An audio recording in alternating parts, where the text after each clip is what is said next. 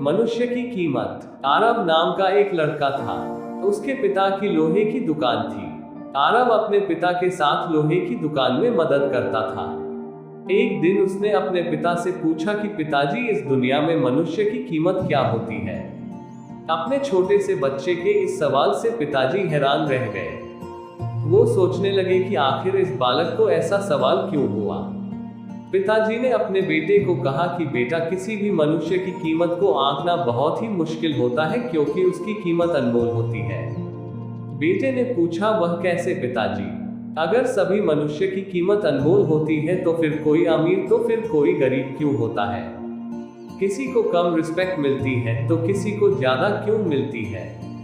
पिताजी ने अपने बेटे को समझाने के लिए कहा कि तुम स्टोर रूम में जो लोहे का बड़ा सा टुकड़ा पड़ा है वो लेकर आओ।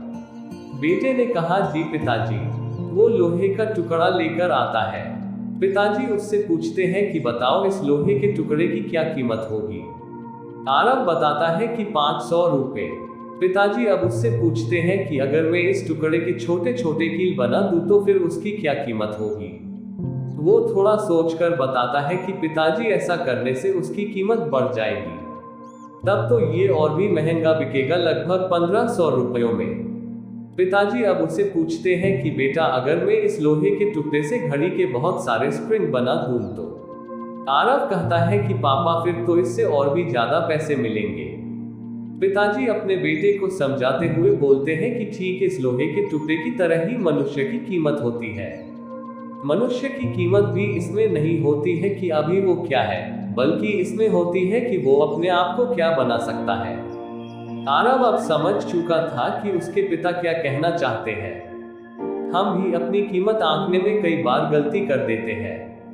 हम अपने प्रेजेंट स्टेटस को देखकर अपने आप को वैल्यूलेस और मीनिंगलेस मानने लगते हैं।